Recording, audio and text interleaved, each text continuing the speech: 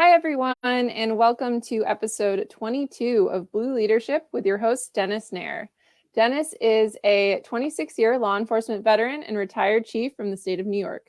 He's also a proud graduate of the 240th session of the FBI National Academy and the 61st session of the FBI LEDA Command Institute. The Blue Leadership video podcast is brought to you by the nationally ranked Master of Science in Law Enforcement and Public Safety Leadership Program at the University of San Diego. You can learn more about the LEPSL program at criminaljustice.sandiego.edu. And with that, I'll kick things over to your host to introduce our featured guest. Sarah, thank you. Great to be back. Number 22, here we are. I knew I'd get one in the month of February, and it's at the wire, and we have it here. So today's guest is recently retired Police Chief Tim Albright.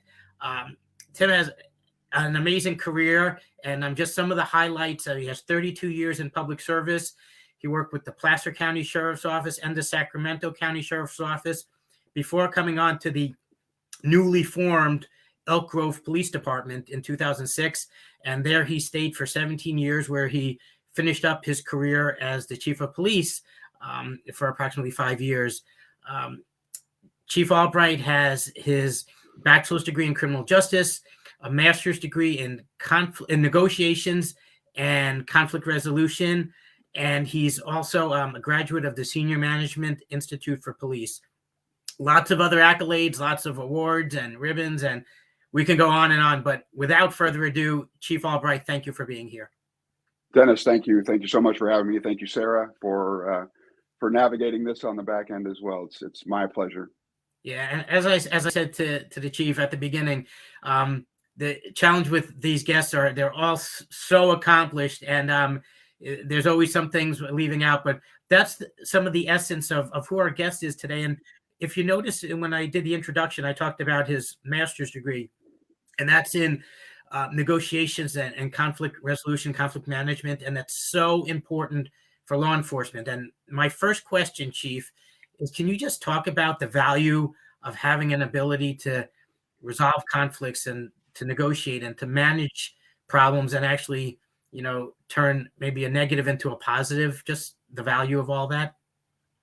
Yeah, sure, Dennis. When I looked to get my master's degree, I really looked for some the content from the curriculum that spoke to me. And frankly, I had to search for some time and then stumbled upon this program, Negotiation and Conflict Resolution, through the Cal State University system. And it kind of grabbed me. And it's long been an approach of mine to really understand the importance of resolving conflict in an intelligent way that really builds relationship, that gets people to a better place. Not knowing what, frankly, law enforcement had in order in the coming years. But I think all you have to do is look historically, and I mean historically as in the past 5 years, to recognize the incredible importance of negotiation and conflict resolution, right? We often think about that as, maybe hostage negotiation or resolving conflict with labor groups or negotiating contracts, but really, I think it's the common thread through our daily interactions. You'll hear me say probably today, the common thread being communication, and sometimes the lack of communication, and really that being a challenge for organizations. It's a challenge for relationships. It's a challenge for those daily interactions that we take part in. But as you look historically, even just over the past 5 years, we don't have to look far, right? Ferguson, Stephon Clark here in Sacramento, George Floyd. It's the need to understand the incredible importance of understanding perspective. And that's such a large part of resolving conflict, really, even before it gets to that conflict stage. But understanding perspectives, and I think about it on a continuum. If you have, an opinion on this end and an opinion on this end, they're so polar to each other that nothing gets done out there. Unfortunately, we see that in Washington, we see that in other areas of life, but nothing gets done out here. It's only as we begin moving closer to the middle and understand perspectives and appreciate what others bring to the table, what ideas, what approach, what experiences they have that inform their opinions. That's where the work gets done in the middle. And I think that's where understanding perspectives really valuing relationships and getting that to a place where we really make progress. And in law enforcement, it's so critical to have those good relationships in place, as we've seen across the nation. When you have good relationships in place, when you invest in those relationships, when you pay deference to people's opinions and thoughts and not try and change them, just understand where they are, good things can come as a result. I always like to say and tell my folks, our job is to demonstrate a genuine approach to those relationships. And by doing so, continually make deposits into the bank of public trust. Because unfortunately, as we know, there's an event that comes through, and it can be an event that occurs on the other side of this country, but that event comes through as a sledgehammer to your piggy bank. And if you don't have the equity in that piggy bank, then you're at a deficit. And getting to a positive place when you're in deficit from a relationship perspective is incredibly challenging. So I think conflict resolution, really negotiation, those two together are so part and parcel to where law enforcement has to be now. Understanding, recognizing perspectives, and moving from the edge closer to the middle, so that when we say we're moving as close to lockstep as possible with our community, we're actually doing that, and we're doing it in a meaningful way. Yeah, and appropriately, you were a spotlight guest when we were teaching the last conflict resolution course in the LEPSL, the Law Enforcement and Public Safety Leadership Master's Program, and deservedly so. And a lot of really what you also emphasized was really just seeing the conflict as an opportunity and being able to take what could be, two different viewpoints or positions, and then look at, well, where is the possible growth from that? And you could just tell from that you lived that as a chief, and actually some of your officers were students in my class, and they spoke very well of it. So I could tell that what you're saying is things that you've applied every single day. And Dennis, you know this as well. It's not just important for the executive leadership or the police chief or the sheriff to understand the importance of this. It needs to be embraced throughout the organization, the importance of that, right? And I think that's the leadership overarch to conflict resolution that is so important for us to move the needle.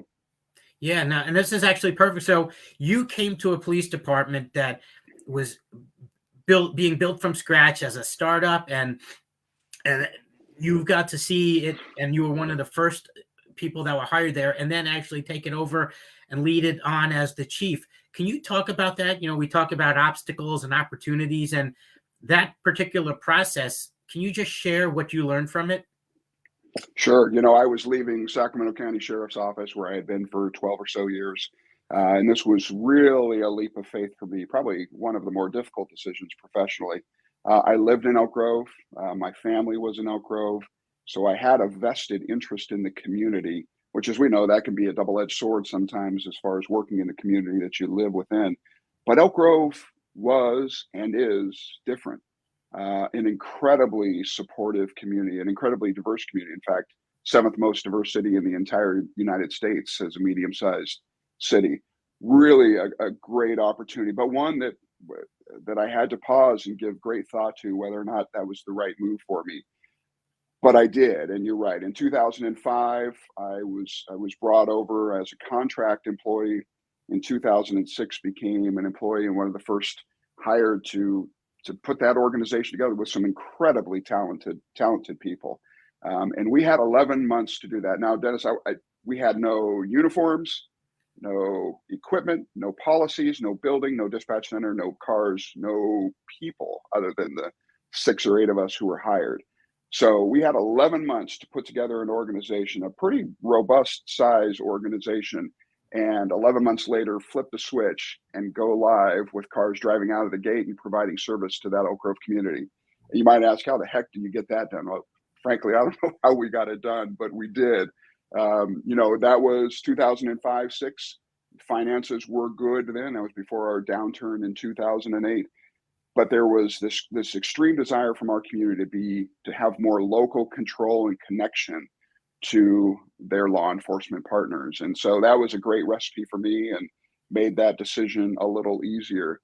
But how did we get it done? It was leadership that provided an incredible amount of autonomy by identifying passionate people who, want to get this done, understand the importance of it, understand how important this is to the community, and then turned us loose to get it done. And I got to tell you, that was probably one of the most rewarding times in my career. How often do you get to put an organization together from scratch and shape it the way that you think it needs to be shaped? And again, that autonomy was present, which, with autonomy comes, sometimes a little bit too much power to get things done, but it was absolutely necessary. And that's where the trust came in from the leadership in us to get those things done. When we flipped the switch to make it live, we were made up of 32 different agencies, if you can imagine. We didn't put people through the academy at that time. We hired lateral officers. So we had 32 different agencies represented on day one.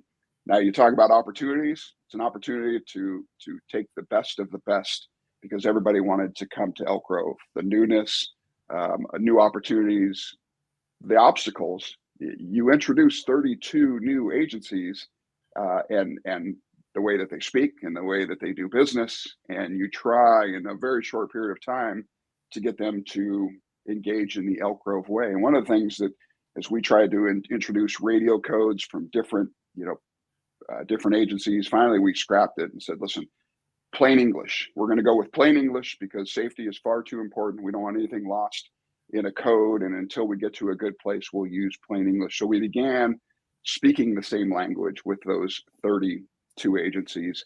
And then from an opportunity perspective, it was really a chance to do things differently, to really begin connecting with our community in ways that they had never been connected with their law enforcement provider. And frankly, I think a lot of our staff didn't have that opportunity as well, but it was really neat to see the transformation of engaged leaders at all ranks in the organization who were passionate to carry out the mission and vision of the organization and connect in a genuine way. And, we often talk about culture, right, as leaders, that, sometimes you bring in a brand new chief with the intent to break culture and reintroduce culture. This was really a chance to create culture. And we had ad nauseum conversations about what are we and who do we want to be? And so that was incredibly gratifying to land on a place of here's who we want to be, and then funnel or anchor all of our activities to that culture. I could tell you that, we stumbled with some people, a lot of people, myself included. At Sacramento County Sheriff's Office, we did X. Well, at Sacramento Police Department, we did Y. At CHP, we did, because we're searching for how are we going to do it. And we saw a lot of that, we used to do it this way, or here's the right way to do it because that's all I've known. And so we really needed to form this Elk Grove way is what we called it. Here's how we do it in the Elk Grove Police Department. And so that was certainly an opportunity as well as a challenge. And, what are we, 17 years later, we're at a really good place with that. Yeah, and I think the awesome thing is the foundational item, which is the quality and character of the officers, that became priority number one. And if you establish that, everything else will fall into line, whether it's plain English versus radio code, whether it's do we do it the way CHP did or Sacramento County Sheriffs, or do we find our own way? You could figure all that out because you got quality people. And I think that was super smart that those building it and you being part of the first group of officers had that as a foundational item. Absolutely. Great people, really, really great people. And this brings me to my next question. This is one of the toughest things for any police chief. It's every chief, past, present, and future, their worst nightmare, and that's to lose an officer in the line of duty. And sadly, you had to experience that tragedy, I believe, in 2021. Chief, can you just share a little bit about the experience, how you navigated it, how you managed the wellness of grieving officers during that process? Yeah, Dennis, you said it. I think oftentimes I was asked, what keeps you up at night as a police chief? And you know as well as I do what that is. You already said it. It's that phone call that comes, right? That your brave men and women who were out there doing the great work on Sunday morning at 2 o'clock in the morning, that they come home safe. And I had made it to the end of my law enforcement career, had announced my retirement, and it was a mere, I think, 10 days later when I received that call. It was January 21st of 2021, to your point. Our motor officer, Officer Ty Lenahan, was killed in the line of duty on his police motorcycle by a wrong way DUI driver on the freeway. We unfortunately in planning for these things, you do so somewhat quietly in your brain, hoping that you never have to.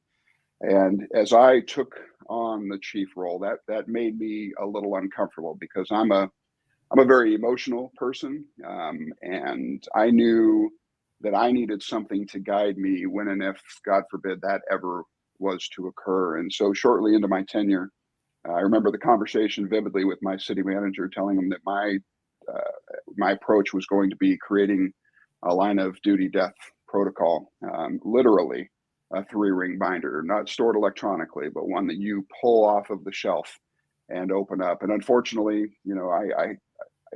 fortunately I had, unfortunately they had the experience. I had the opportunity to reach out to my peers at Sacramento County SO, Sacramento Police Department, and others who have experienced this. So, but I assembled some of my incredible leaders, professional staff, lieutenants, sergeants. I think I had 4 people, and together we put together this line of duty death protocol in hopes that it would sit on a shelf, gather dust, and never have to be used. And the intent was to create a playbook, if you will. What do you do in the first hour? Because there are things from a legal perspective you have to do within the first hour. Within the first 3 hours, you have to notify people on the federal level, the phone numbers, addresses, emails, all of.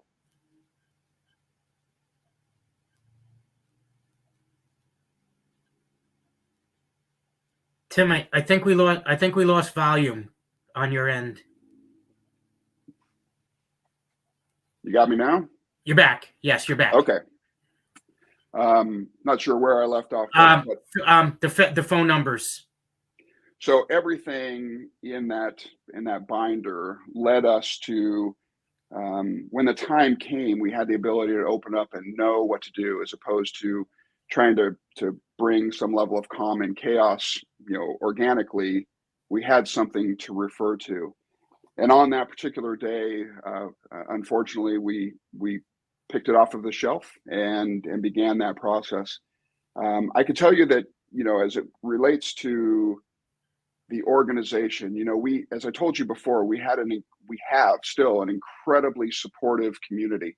And so not only were we tasked with managing the wellness and the grief of our organization and the very first line of duty death in the history of our organization, but also managing the grief from within our community. And I'll never forget that, the amount of support that was demonstrated from our community. In fact, at one point, in talking to the family, the community overwhelmingly wanted an opportunity to pay homage to Officer Lenahan, and asked for, if on their way to or from, if they would do a procession through the city. And so I had this conversation with the family, and they were willing to do that. And I told them, you won't be disappointed, because I think you need to know how important Ty was to this community and is to this community. And they loaded up and drove through our community, and our community showed up in droves. I mean, thousands and thousands of people with signs and flags, and school children coming out of class. It was a moving time, and really, I think, highlighted what we've talked about, that support that exists, and why I chose the city of Elk Grove to finish my career in. That time, gosh, you come to the end of your career, and you never, well, none of us want to have that experience, right? not arguably, the most difficult thing I've ever done in my career. That phone call to a year later, the most difficult thing, but also the most important thing that I ever did in my career. And that is paying homage to his sacrifice, paying homage to his family, their sacrifice and their continued sacrifice, and then doing my level best to hold our organization together, to put us on a path, and to put systems, programs in place that we would never forget Ty and his sacrifice to this community. So, the wellness portion of that, gosh, that's one of my passions now. I'll probably talk more about that, but the wellness of our organization coming together, having counselors on site and really staff that were willing to raise their hand to say, yes, I'd like to talk to somebody, myself included. And, I think we've come so far with that. And so, that was, I don't want to say a fitting way to end my career, because I would never want to do that. And I would take all of that back in a heartbeat. But the most honorable thing I've ever had the opportunity to do in honoring Ty. Yeah, and there's so much to unpack from that, and again, just it's hard not to get emotional to hear it, because when you talk sacrifice, that is the ultimate sacrifice. And there's so much. Leaders look around the corner; they don't just wait for incidents to happen; they plan in advance, and they have that. So, like you said, there's a binder. You hope you never need it. You hope it sits in the corner of a file cabinet somewhere. But knowing you have it, it was so essential, so that you're not in the midst of all that emotion and chaos. You can look up those phone numbers. You can follow a list of things and a protocol that's set in place before that tragedy has occurred. And I think that's huge. I also want to give kudos to the wellness component, because part of being able to bring a counselor in is to have a process where you've taken away the stigma of people and officers needing counseling. And I think that's still a challenge for law enforcement, because, sadly, it's often deemed as an alpha type of organization and bravado, and you don't need it. But what I've always said is we hire good people. We bring on people with caring and compassionate mentalities. How can you expect them not to take in the trauma and the toxic scenes they deal with and tragedies? So again, it's great kudos to your leadership to have built a system that when you bring in counselors, people were ready to see them, including yourself, so that you can process that grief. No, you're absolutely right, Dennis. The need for us to not only demystify, wellness in this job. You said it well. We hire great people who are caring and compassionate, yet sometimes we leave them behind and we think of them less. And I'm so gratified that, my organization, our organization, and law enforcement really as a profession, I think, has turned the corner in that and has really recognized, we have to tend to our people's well-being. And, these, the days of just rubbing some dirt on it and moving on, it's not the way to do it any longer. And I'm proud to see my peers in this profession who are leading with intention, who care enough about the wellness of their staff to take those affirmative steps. Yeah, and this is segueing very nicely, because my next question was really, so I should mention to the viewers and listeners, so Chief Albright is also a faculty member for the Law Enforcement Public Safety Leadership Program, not just a spotlight guest, but actually a faculty member. He spent 20 years teaching for the California State University system at graduate and undergraduate level, so he understands these things. And my question to you is, can you just share your thoughts? We talk leadership, and it could be a buzzword, as could wellness, but you live it, and the values you espouse from it when you teach, like whether it's on wellness or on, integrity and building great people and systems. Can you just talk a little bit about how you see law enforcement leaders being developed through higher education, and specifically the LEPSL program?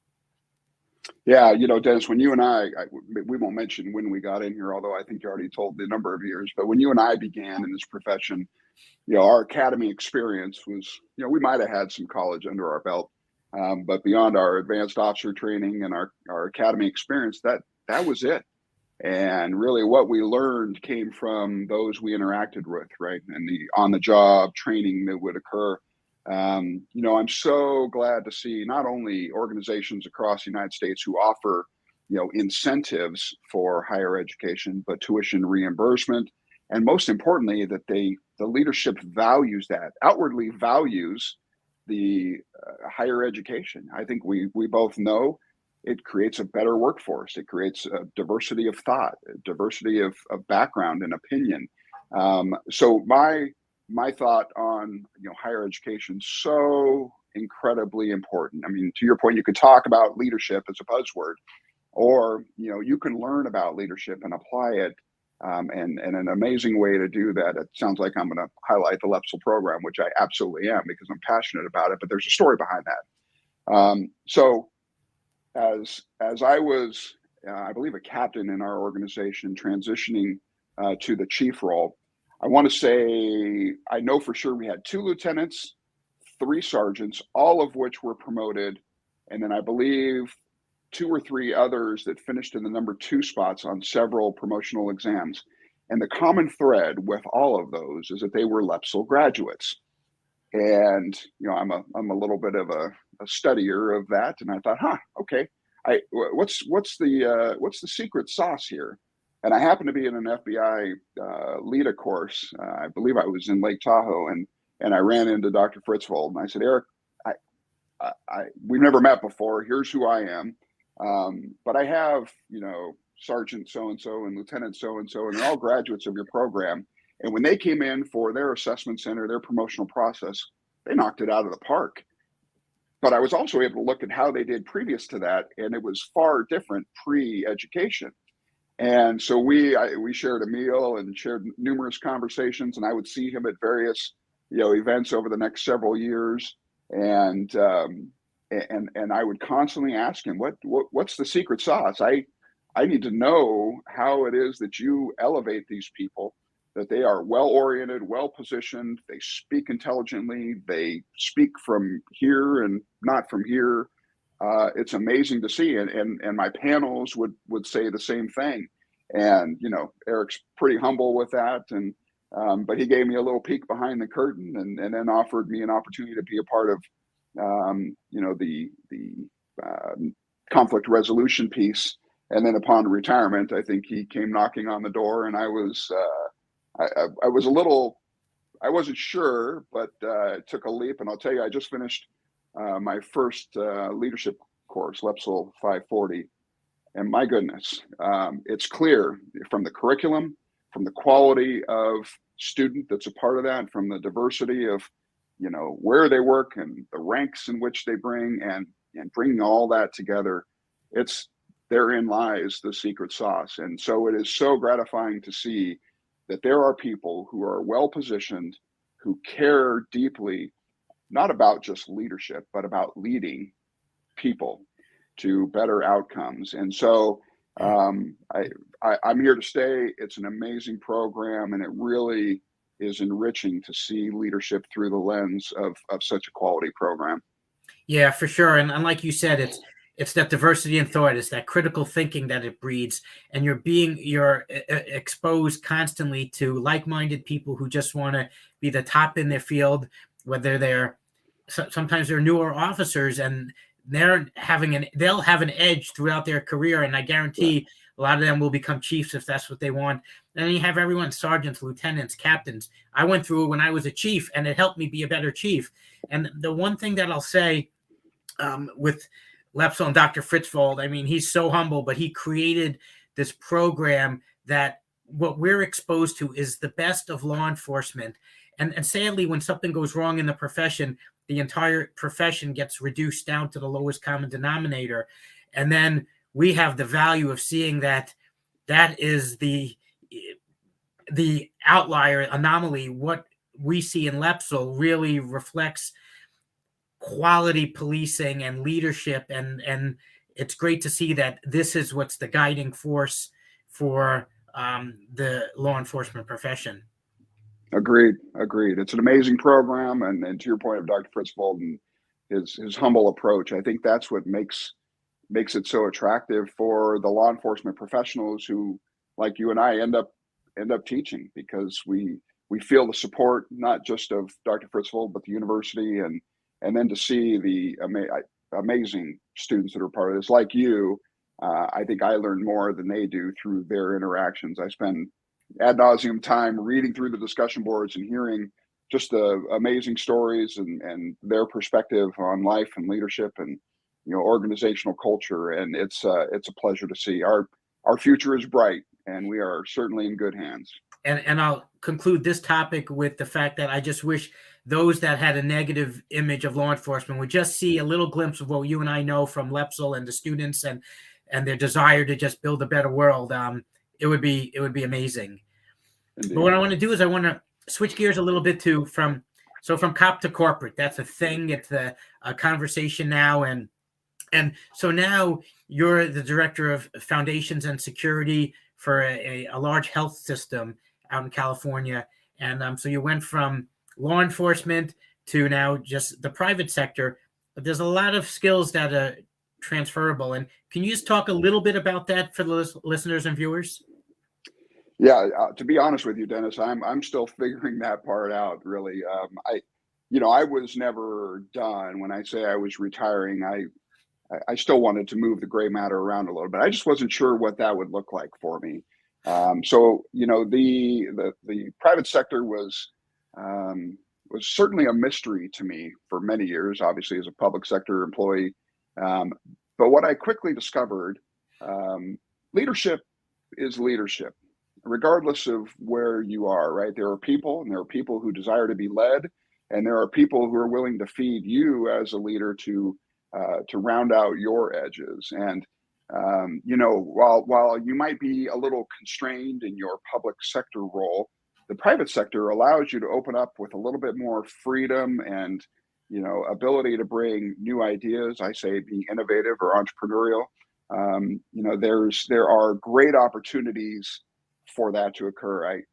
My prior chief and mentor, Brian Nava, used to always tell me, listen, there is life on the other side. It's okay. But as you know, and as all of our law enforcement peers know, there's fear in that transition, right? There's fear in hanging up that uniform and how will I be perceived? How will I function? Do I even have an opportunity to be successful in anything else? Take a leap. There is life on the other side. Those transferable skills, certainly we're pretty doggone good at problem solving, right? Oftentimes our problem solving comes as reactive. We think quickly, we adapt, we bring sometimes calm to chaos. Hopefully we don't bring chaos to calm. But the private sector has the ability to really vacillate between the proactive and the reactive. And as we know, our bread and butter is in the reactive. So, it allows that transferable skill of knowing how to deal with those things in a calm manner. I remember shortly into my tenure in the private sector, I heard people say how stressful this is. And, oh my gosh, I don't even know where to start. And I thought this is pretty simple. You don't say that out loud, and hopefully you fix your face that you don't project that. But really some of the problems seem, monumental to them, where they seem trivial to us. And I don't know if that's just a matter of our experiences and those things we had an opportunity to engage in. But I would just encourage, listeners, those who, may fear what that retirement date looks like, jump on in. The water's fine. And there are absolutely transferable skills. You are a commodity that is needed in the private sector. Bring your humility, bring your ears, bring a desire to learn and soak up as much as you can, and then contribute in meaningful ways. And I'm so glad I'm a part of that now. That's awesome. And what I'd like to kind of, as we're starting to wind down, is leadership in general. I just like to hear, I'm sure that those watching and listening can get a vibe of how it would be to work under your leadership. And can you just share some of what you think makes a good leader, some of the things that have been the secret sauce for your success?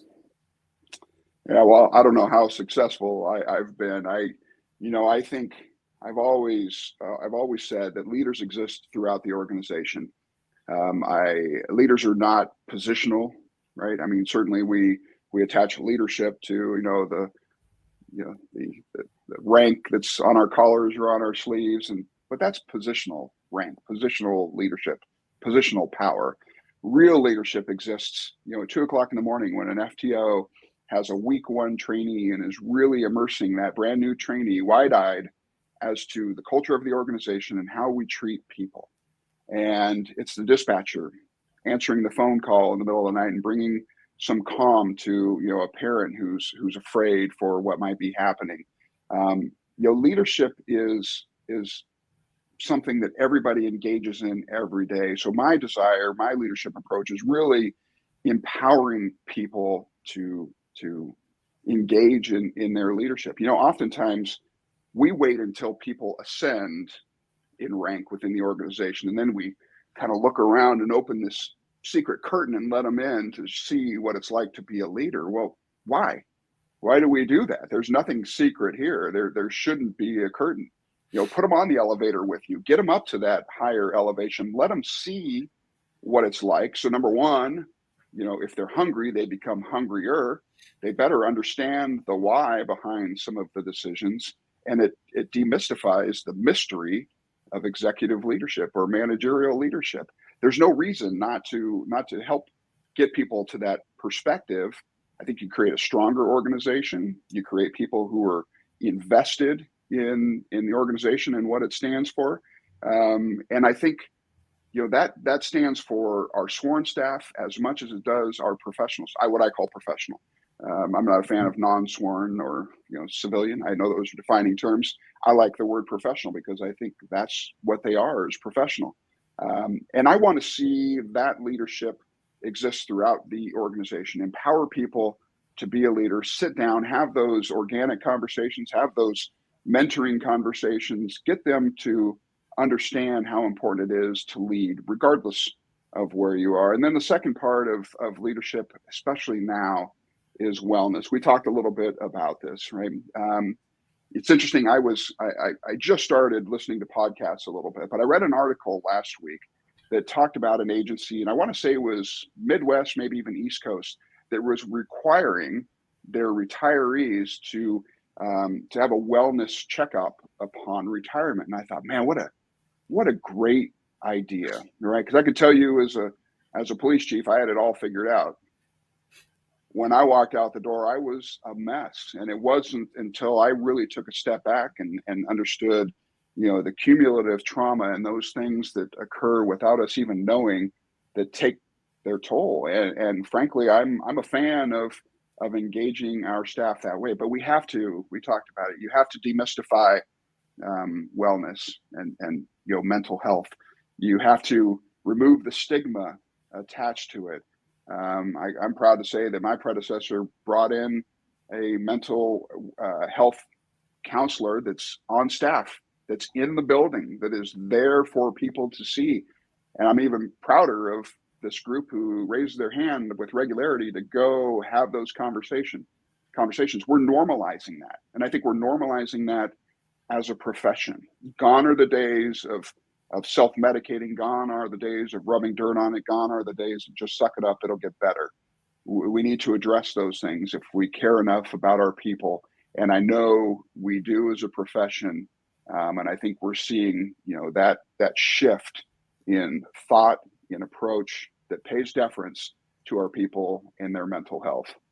So many key words there, and just like humility, empowerment, destigmatizing, just really focusing on wellness and leaders without rank, and giving everyone a platform, whether they wear a uniform or they're professional staff. That's right. I think you answered that so well. And I was going to actually follow up with, your own wellness as a chief. And I can agree with you that you deal with so much that you just kind of, let it or you try to let it slide off because it'll bog you down while you're in the career. And then as you retire, you realize there's so much that you have not processed because it's daily. It's every single day throughout the day. And I think just you acknowledging that and doing the things to show that it's okay. What is the saying? It's okay not to be okay is, I think, huge, especially in today's law enforcement. You know what hit me between the eyes, Dennis, was I mentioned the podcast, the clinical psychologist who was on there, and somebody asked, well, how do I know if I have this cumulative trauma, PTSD? How do I even know?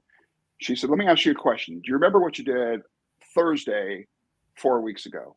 Well, no, I have no idea. I don't even know what I did yesterday.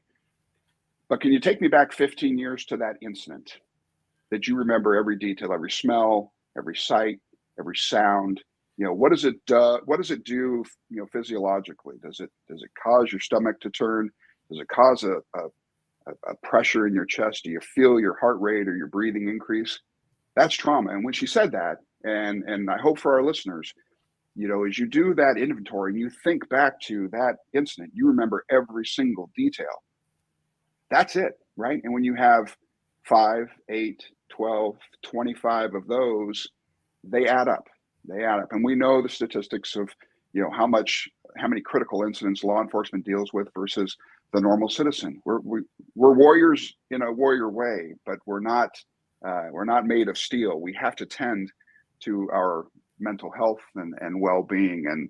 And so if that resonates with this group listening, I would just encourage you, listen, be the one who, takes some action and looks for that help. I did.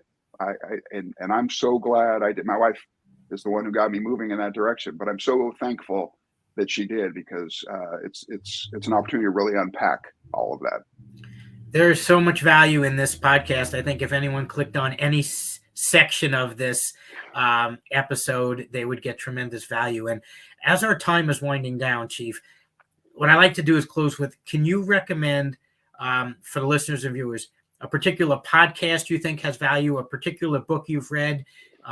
It doesn't have to be leadership. It can be whatever you think that would bring value for those who are in this profession, or maybe retiring, or maybe thinking about joining.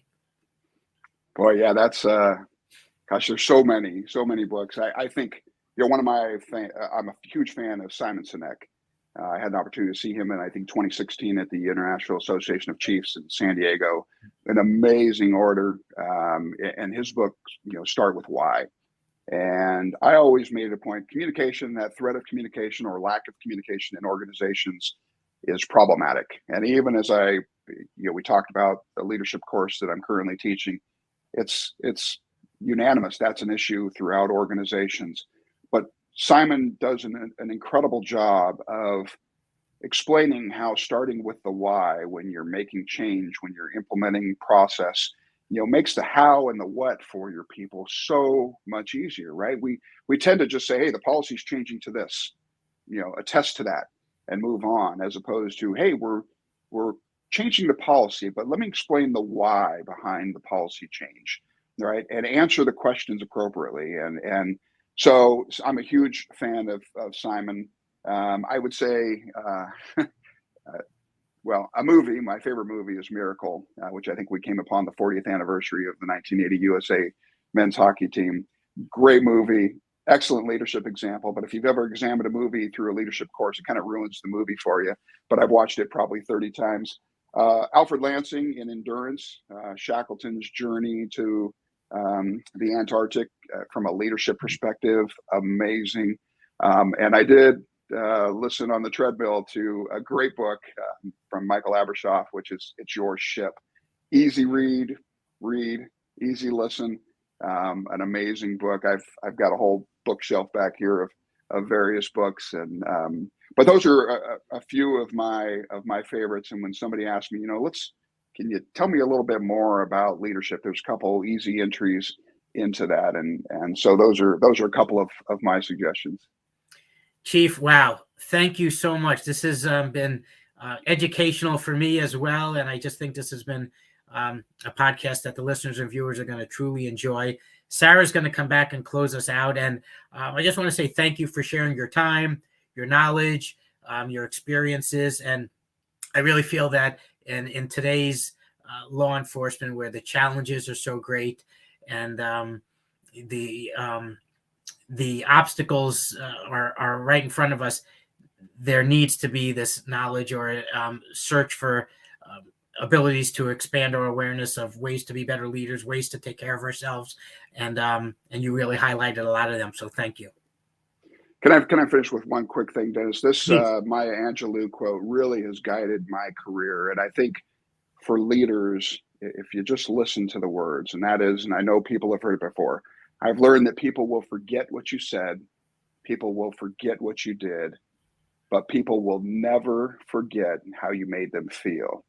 And I think if we focus our leadership walk toward making people feel through the things that we say and the things that we do, and they can walk away with, I have no idea what he said or did, but doggone it, he made me feel. And I think that's a really good place to start for leaders. Likewise, any of the leaders that I had the privilege of serving under and learning from, I always remember what they did to make me feel empowered and how they made me feel, and that resonates to this day. So yes. Yes, definitely. Thank you both so much for your time today. And to our viewers, we appreciate you taking the time out of your day to meet the law enforcement heroes and leaders who are part of the MS-LEPSL family. If you want to watch previous episodes of Blue Leadership, you can find them on the video tab of our Facebook page or by searching USD Blue Leadership on YouTube. Thanks, everyone, and we'll see you next time.